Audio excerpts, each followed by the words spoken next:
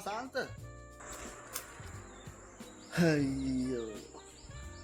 අපි දෙවලකට නැග්ගු ඒකෙත් ගහක් කියහන්කෝ ඔව් මල්ලි මට සීරි කොහෙද බං මේ කිරි කොකා වගේ හොඳට ඇඳගෙන බද යන්නේ කොහෙද කියලා නම් ආයේ දාගන්න අමාරු කොහෙද බං යන්නේ අනේ බං මල්ලි මේ මම මේ පොඩි ගමනක් යන්නේ කියලා ආවේ ඉතින් බලහන්කෝ මේ තාටවත් වරෙන් අපිට ගමනක් අත හැකියි මේ ගමේ මේ මම හරි බං පෙපර බාන්න කියහන්කෝ ඉතින් එහෙම කියන්න හැකියි බං පොඩ්ඩක් ළඟට වරේ ළඟට එන්න පොඩේ බං කියහන් කියහන්කෝ මේ උඹට කිව්වට කාරි නැහැනේ බං මලියෝ උඹ ඉතින් මගේ කානුව මේ හැමදාම බං මෙහෙම ඉඳලා බැහැනේ බං අපිටත් යන කලක් තියෙන නිසා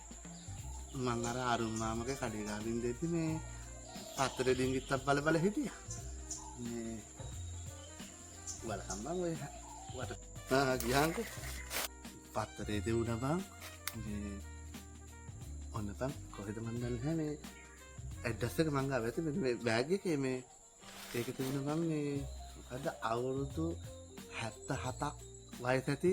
මගේ තාත්තා බලා ගන්න පුළුවන් කවුරු හරි ඉන්නව නම් හොඳ කොල්ලෙක් මම වගේ සාමාන්‍යයෙන් විතර කොල්ලෙක් ඉන්නව නම් ඉක්මනට එන්නේ කියලා දාලා තිබුණා මොකද මේ එයාගේ තාත්තා බලා ගන්න පුළුවන් නම් මැරෙනකම්ම මේ එයාලා මාව බලා ගන්න වෙයි කියලා දාලා තුනේ පත්‍රය හොඳ මිනිස්සු බා මේ වගේ මිනිස්සු බොහොම අඩුයිනේ මම ඉතින් කල්පනා කරේ බං අපිටත් ඉතින් අර මං කිව්වා වගේ යන කලක් තියෙන ඉතින් ඒ මනුස්සය පුළුවන් හැටියට බලාගෙන ඉතින් පඩියක් අර එහෙම නැතුණක් පන්නන්න නැහැ නෝ ඒකින්ද මේ මොකක් හරි කරලා ගිහිල්ලා ඒ මනුස්සය බලාගත්තත් ඒ මිස් බං මාව මරණකම් බලාගෙන ඒකත් හැමදාම එක වගේ ඉන්න බැහැනේ බං ඔව් ඔබටත් කියලා යන කලක් තියෙන්න බෑ බං හැමදාම මේ අර එහෙම ඇවිදින්නත් බැහැනේ කිසිම කෙනෙකුට කියන්න එපා හොඳේ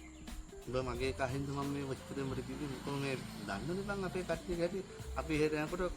කොහෙන් හරි ඇඩ්‍රස් එක හොයාගෙන හරි නම්බර් එකක් හරි හොයාගෙන හරි කෝල් කොල්ලක් ගියාවි ඔක වද්ද ගන්න ඉසයි කියලා එහෙනම් මල්ලි බුදුන්ගේ සරණයි උඹට මං රස්තාව හිමිතරේ ටික දාලා කරලා ඇවිල්ලා යන්න එන්නම්කෝ මේ අපිටත් යන්න කලක් තියෙන්න ඉබේ බං එහෙනම් මං ගිහිල්ලා එන්න අයියෝ බං සාන්තුම් බෝගේ මේ හරකේ